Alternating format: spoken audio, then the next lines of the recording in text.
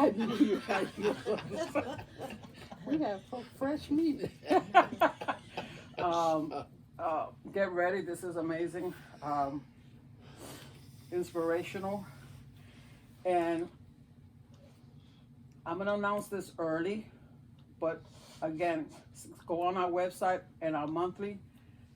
This is Dr. Lewis Gates, who's gonna do a workshop during the summer after the service, the red light seance. This is the same person, okay? Everyone, please, Dr. Lewis Gates. Morning, everyone. Just a little, I want to speak today about spirituality. And I mean, everybody tells everybody, you're so spiritual. Spirit means breath. So if we're all breathing, we are all spiritual. So if you're breathing, you're spiritual.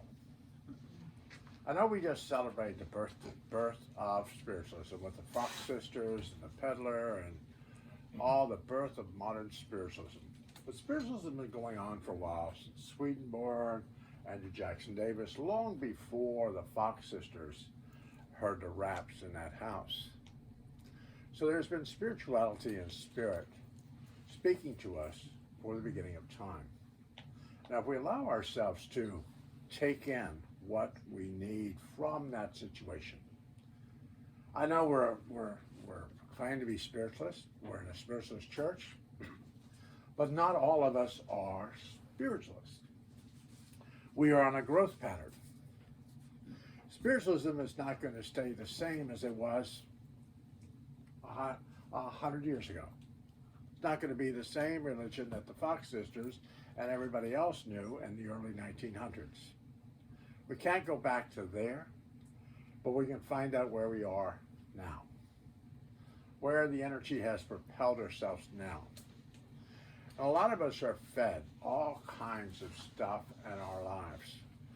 And I've always told people about once a month, you should have a psychic garage sale. You should sit quietly in your being and allow your guides to clear the shelves of unwanted material and stuff that no longer radiates to you. Maybe at one time it did, you picked it up, it was shiny, it was nice, you put it on the shelf, but you haven't seen it for a while. Let it go. Let it be where it needs to be. Because all the time we get so encouraged with all this stuff, but we don't have anywhere else to put something else. We get so much stuff in our vibration, spirit goes, all right, oh, okay, there's no room. All right, we'll keep that. Because it's so full. And we do that to ourselves. We learn all this stuff, but we don't use it. I had people the other day, I was teaching a large meditation vibration. And I've been doing that for a little while. And I asked the people when they came back to the class, I said, have you been meditating? And they went, do we have to meditate? Yeah, I think that kind of works if you're in a meditative class. You might have to meditate. Same thing with mediumship. People want to get mediumship right now. Right this minute, let's talk to spirit. But it does take work. It takes this program. When I teach mediumship, it's CERT, C-E-R-T. Communication, evidence, reason they are here, tell a story. Now, communication, evidence, reason, that's all good, but you have to know how to tell the story. How to explain spirit. What are they trying to tell you? If I see a red car and a squirrel and a bicycle, and that's all I tell you is, oh, there's a squirrel, there's a bicycle, there's a... You're going to go, oh, this guy's not know what he's talking about.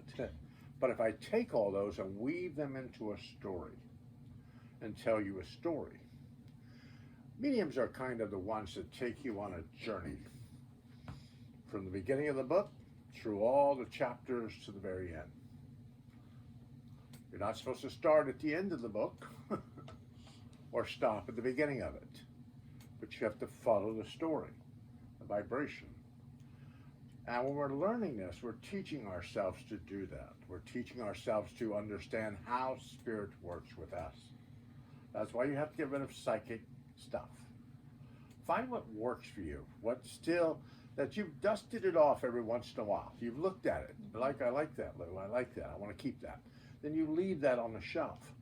But stuff that was taught to you and you go, ooh, I'm not going to use that anymore. Ooh, didn't like that. But the worst teachers are the worst people in your vibration that could teach you something are your best teachers. So ones that are standing up here going, and you go, whew, don't want to do that. Oh, no. They teach you what not to do from the platform, or what not to do with mediumship. It's how you perceive it. I was teaching a tarot class a few months ago, and the question with tarot, it is not the cards that have a meaning. You can read every book you want. Back when I started reading tarot when I was a kid, there was one deck. There's a Randy deck, that was it. Boom, boom, that's it. Now you walk in, there's cards everywhere. There's cards everywhere. Somebody says, I'm just going to wait for a box to drop off the shelf. And that's the card I'm going to use. I had a friend that runs a metaphysical store out of Atlanta. He has little boards in the back. You walk in, cards that haven't sold, he puts them close to the end of the shelf. You go, I want the card to talk to me. He hits the board, the card falls off the shelf. He said, that one's for you. So it's where you're directed. It's where you're directed, but also what radiates to you. Because the simplest cards are the best for tarot. Because it's not the vibration that I'm going to tell you what the cards mean. It's what you bring to the table. Every reading I tell people come in your office, come to talk to you, even if they're coming for a healing. They bring all their luggage with you, the duffel bags, all kinds of stuff. All the luggage has to come in the room with them. By them bringing all that luggage in, you can say, I am so spiritual, all I'm going to deal with spirit. But you got so much luggage, you've got to clear the luggage to get to the vibration of the individual. So you have to read the luggage. You have to look at it. Give it a view. Because you're going to read psychically or mediumistically and psychically. You're going to do both of them when doing this work. Oh, I'm just going to be a medium. Oh, bless you. Probably not. Because you are going to have to read the luggage. Some luggage is just all luggage. You never get to spirit because you were so busy dealing with luggage with the individuals. But you have to realize you have to be able to chew gum and walk at the same time to do mediumship. You've got to talk to spirit, but you have to talk too while you're talking to spirit. So you have to communicate with them while you communicate with the individual in front of you. A lot of us are just driving. I told them this morning, a lot of us are just driving, and the GPS is saying in our ear, recalculate, please make a U-turn, please make a U-turn. We're just got the pedals to the metal driving as fast as we can so the car wrecks. And then we blame spirit because the car wrecked. But for miles, recalculate, make a U-turn. And we don't listen to the vibration of spirit. And some people think the spirit should just hit you, let's slap you, get your attention. Sometimes they do to save your life because you've done something stupid. But most of the time, there's this synchronicity going on in our lives. It keeps showing itself to us. A song will come on the radio. Something else will happen. It'll bring us back to a thought that we had years in our life. The spirit will try to bring us back to that vibration. I said, listen, look here. This is where you need to look. They will try to do it synchronicity in our life. If you are getting too close to the U-turn, they start slapping you and grab the wheel. So the question is we don't want to get to that point of the vibration. I tell people you never really want to ask for money and health when you are healthy and you have money. Ask for it when you have it, because if you're begging for it, if you're sick and you're ill, you're going to start begging for health. If you're begging for it, then your mind plays tricks on you. If you have no money at all, your mind plays tricks on you. So try to ask for it when you're healthy and you have money around you. You said, well, I don't need it now. I'm healthy. I have money. Well, 10 years ago, 10 years from now, you might not be healthy. As for it now, while you're healthy, your mind's not playing tricks on you because you're not begging for it, you're asking for it. You're asking for the health and well-being in your life. We're all supposed to be healthy. We're all supposed to have enough money to my grandmothers used to say, enough money to put in my purse, enough bra tucking money to get away. so we need enough money to do whatever we need to do in our lives. So don't say all of us, I'm just taking too much, I'm asking too much. No, Spirit will give you exactly what you need. You're never not going to get more than you need. You're going to get what you need, what Spirit thinks that you have to do with it in your life. So ask for that. You want to do mediumship, then figure out what kind of mediumship you want to do. As I said, spiritualism is changing. It's changing into we have people doing readings now with ghost box, spirit boxes, all kinds of other things now. More into the science of it. They're doing more into that vibration now. We're getting more into that. So if we say, well, no, Lou, I'm a mental medium. The only reason we have mental mediums now is back in the day, back when I was a kid, people started getting crazy with all the phenomena. So the camps kind of just said, oh no, we can't do that because people aren't playing right. So they stopped it all. They stopped all the physical phenomena and the organizations because people were not playing right. So it went to mental mediumship. Because that way you couldn't fake that. You couldn't fake mental. I always thought that I was a little mental just by doing it. But the question is we have to listen to the voices in our head. My father used to always tell me where two or more are gathered. You always think that in the Bible, where two or more are gathered, I have to have somebody with me. Two or more. No. It's your higher self and your physical self. Where two or more are gathered, there I am. You have all you need, boom.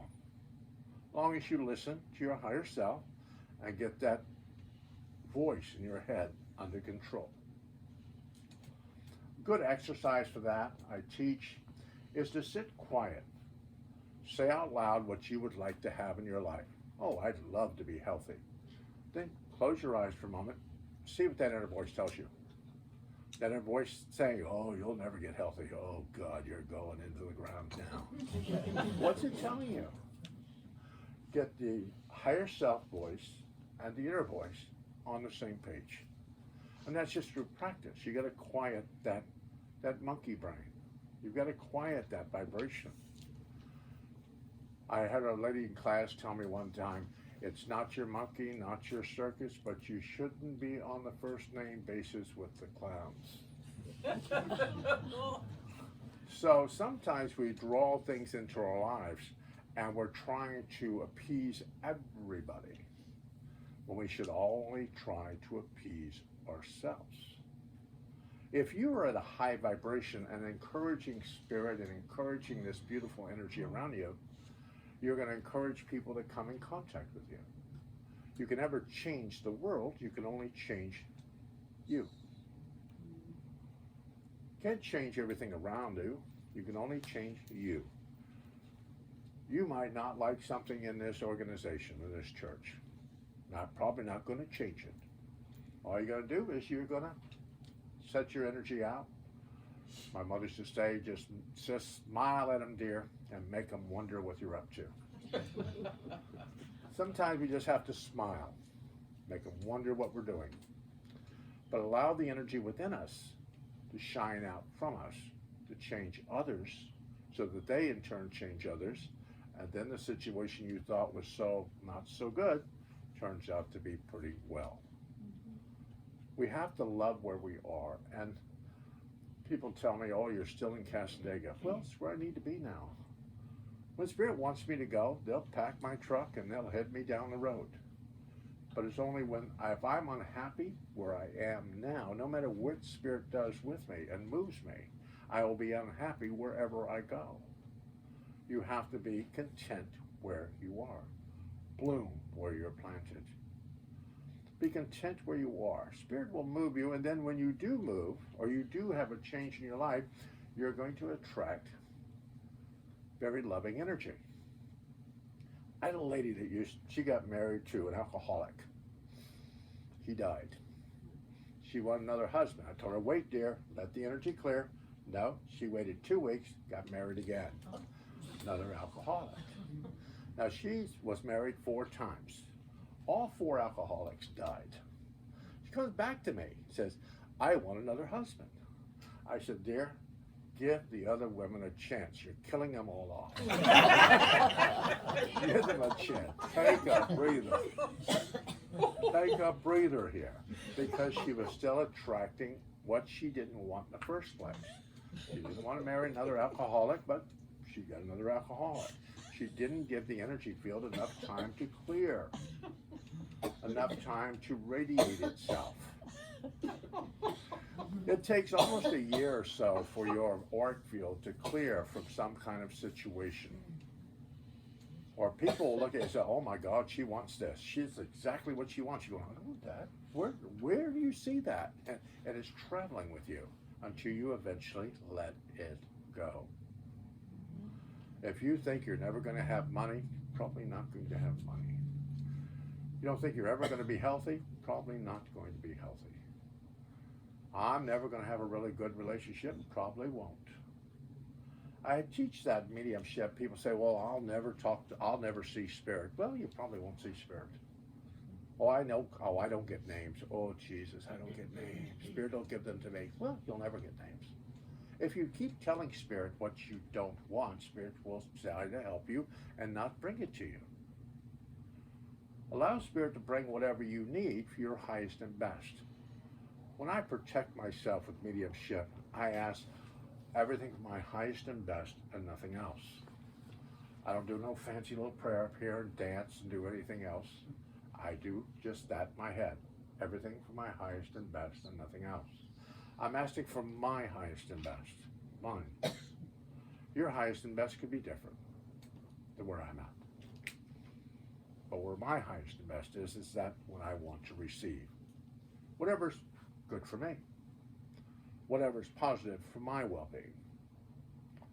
My health, my finances, my relationships, it doesn't matter. Whatever's highest and best for me. If you do that, you don't have to throw sea salt, buy 25 pounds of sage and run through your house. You don't have to bless every corner of your house. You don't have to attack everybody. We used to have a medium in Castaneda that used to have these little tuning forks. And you entered his house, he'd stand at the front door and he'd do the tuning forks. If they said something bad, you wouldn't get his house. So we don't need to stand at the door with tuning forks, keeping people out. Highest and best, nothing else. It's the question is spirit. All of us are spiritual. We're on a journey. Now you've picked your destinations in this lifetime.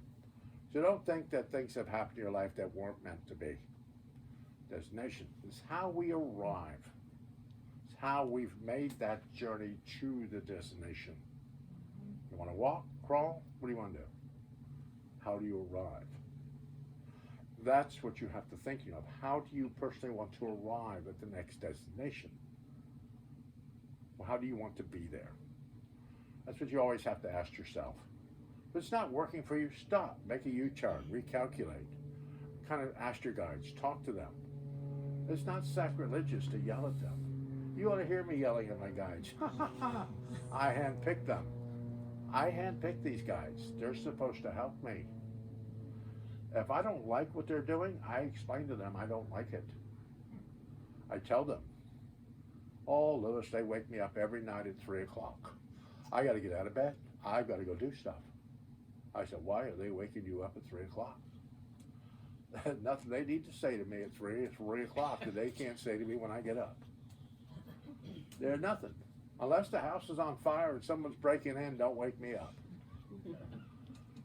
The guides will do whatever you are willing to let them do. Oh, I get readings. I've got to act like the person that passed the spirit. What are you doing? What are you making it? No.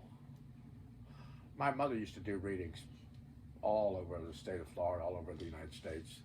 And she had a little thing she did readings. She did a little showmanship with readings. she would go to you and she'd say, "Dear, I'd love to go with you." Hold on a second, your guides are speaking. What do you want with her? And she'd be talking back here to the wall. But everybody in the audience would be giggling and laughing. And she was talking to these spirits. Then she'd give you a little look and she'd tip her glasses and go, And she'd get a big laugh. It's how she did mediumship. She did other forms of mediumship, but that she taught me that. She always taught me that. So one reason she taught me that, you have to keep in control of the crowd. Once you lose the crowd, you've lost the audience. If I go over here and I've lost you, you are not anywhere around me. You're not going to pay attention to me. You're not going to pay attention to anything. That's why English mediums go, I need to come over here to this area right here. I feel energy right here. I'm going to go right here. Now, just by doing that, now I've got everybody on this side of the room going, oh my God, he's going to give me a reading.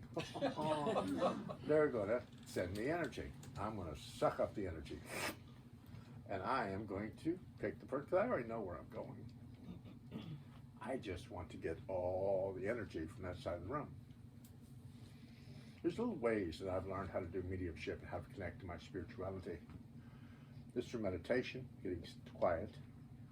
Quiet in the monkey brain. It took me years to do that. That noise in my head. I still have a problem. I had to argue with that noise, but most of the time I've got it under control. It rattles its chains every once in a while, but I don't listen. Allow yourself not to listen to the voice in your head, especially if it's negative. If it keeps talking negative to you, then you need to quiet the noise, quiet the vibration. It allows you to love where you are and love who you are. Nobody has been created like you. Nobody is like you. Nobody will ever be like you. You are a creation among yourself. Nobody will ever be like you. You have traveled a journey. Probably every one of you here could tell me your story and go, I got a story for you.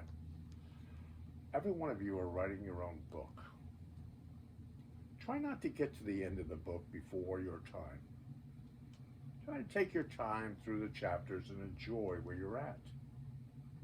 Why rush it so much and get to the end of the book? Enjoy where you're at. If you don't have people in your life, then go find people. If you don't have certain situations, then go find where it's at. My mother used to say, you don't want to marry for money, but it doesn't hurt to court where it is. If you need money, go where the money is. No sense of stopping somewhere to do drop in and say, well, I'm not going to get anything here. Go where it's at. You want to learn mediumship, to start working with your mediumship on your own. There's little things that you can do.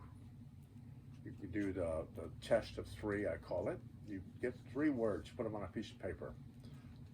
Do about 6 or 7 of them. Then pull the 3 words out, and if you saw that symbol in somebody's auric field, what would you say? What would you tell the person? What would you tell them? You can give me 3 things and just tell me 3 absurd things in your life, and I can tell you all about your life. Just about what you say. Because the question is subconsciously, you really want to give me those. You might think you're trying to fool me and give me something that is just going to throw me off, but subconsciously, those will come out of your mouth. So it's what the words mean to you, what the connection to spirit is. What is the connection to you? Don't believe in some of the churches I go through in the United States.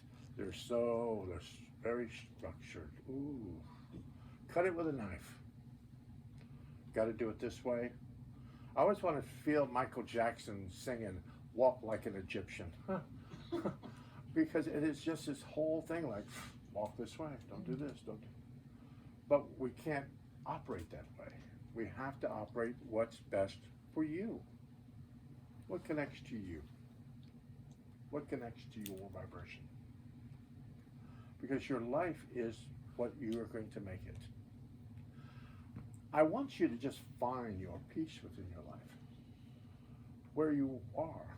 If you don't like it, just talk to your guides. Have a come to Jesus moment with your guides. Say, wait a second here. Wait. Pull off the side of the road, reset your GPS, then start the car again. Just don't keep going if it's not working. If it's not working for you, don't keep driving. Stop, pull over, reset, re-envision where you are. That is the psychic throwout days, cleanup days. Because you have to every once in a while. If you're in this work and you're doing this work, it means that you're inundated with a lot of stuff. I can show you 50 some ways of how to heal. You might like some of them. Some of them you might go, but you still might put them on the shelf.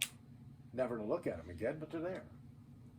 Sometimes you just have to clean this stuff off the shelves.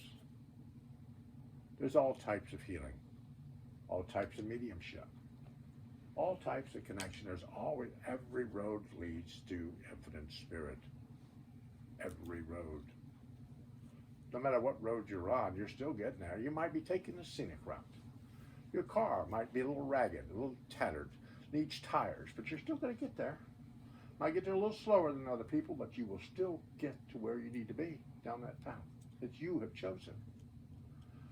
Because you still have to meet the people on that path. You still have to connect to the people on that path. You still have to be who you are. So don't take away from yourself, say, oh no, I've got to be like them, you know. I teach in my class, you can't beat Harry Edwards. You can't, as a healer, Harry Edwards. You can't be James Van Brugge. You can't be John Edwards. You're not George Anderson. You're not these people. You're you. Read like you. Don't try to read like somebody else. They'll throw you off balance because you can't do it. You can only read how you read. You can only heal like you heal. It's what you tell spirit is what you're going to receive. Ask and you will receive. Knock and the door will be opened. We used to live in New York and we used to sit on the stoop. My mother was up on the third floor. If we didn't knock at that door, ring the doorbell, my mother wouldn't know we wanted in. She wouldn't ring the door. If we didn't ask for something, we didn't get it. So we learned how to ask. We learned how to knock at that door, because if we didn't knock at that door, we didn't get in the house. So the question is, if you want to get in the house, you need to ask, you need to knock. Talk to your guides. Be specific with them, what you're looking for. I have clients that say, Lewis, I'm older now. What can I do? Yeah. You're still breathing, aren't you? You're still here. Just by you breathing and getting up this morning, you are affecting the spirit world. You're affecting them. What you're thinking, what you're doing, what you're putting in motion in your life, you're affecting the spirit world. I don't care if you're bedridden, you're still affecting the spirit world. Still affecting them. So spirit will work with you, help you, but trust yourself. Just remember, pull off the road, reset your GPS. If you want to get crazy, you gotta rip it out of the car, throw it out the window, and drive like hell. But if not, get off the road, reset. If it's not working for you. If you want to change your life, love where you are now. Because you will never get where you want to be and love it if you don't love where you are now. Louise Hay says that if you love your home, put love within your home. When you decide to move or change your life, you will find love in the other home. So find love in your life now, so no matter what you do with your life and you change it, you will get to a very loving space in your life. If not, you're miserable, you'll just be a little bit more miserable. You'll just be a little bit more. So try to understand that, because people get in this work and think the Spiritualist church is just like, oh my God, it's going to lift me up, and oh my Jesus, it's going to heal. We can throw all the holy water. We got little bottles of water here. We can throw holy water. We can do everything we can for you, but unless you can personally accept it, it just goes to somebody else. It doesn't come to you if you can't personally accept it. Whether it's the healing, whether it's the teachings, whatever this is, you have to, because in the healing prayer it says, I will do my part. Didn't say God's going to do it all. I will do my part. That includes with all the spiritual work that we do. I will do my part. Whether you sit in meditation, where you sit and talk to them, argue with them, yell at them, ask for a change. But remember, if you got all your guides sitting in your vibration, it means that they're having a board meeting and you were not invited. So remember, so when you're talking to your guides, explain to them what you would like to see. You'd like better. This is what I would personally love to see and be able to accept it. Now just ask for it and hope to God that it's going to show up. Accept what you're asking for. It'll allow Spirit to go work on it. You might be surprised. The whole world could open up. Spirit wants you somewhere, they will move heaven and earth for you. Heaven and earth. You're going to allow them to move the heaven and earth. Don't go out and buy some dynamite and try to blow it up yourself. Let them move it for you. The path will become clear. I want to, your life, remember, treat yourself with respect. You are a creation among yourself. I'm not going to live my life like you. You won't live your life like me. You will live your life like you. Be you. That's all. Just be you. Be authentic to yourself. And if people don't like you, just tell them, I'm a little eccentric. I'm a little crazy. Get away from me. Don't allow people to bring your joy down. Just walk with a purpose. Smile and make them wonder what you're up to. Because you know exactly what you're up to. They don't need to know. None of their business. It's your business. Treat your business as a business, as a growing company. Allow yourself to bring whatever you need into that company to grow the business, to be substantial so you could sell the business later in your life and be extremely wealthy and balanced and not too crazy for the journey. I want to thank you.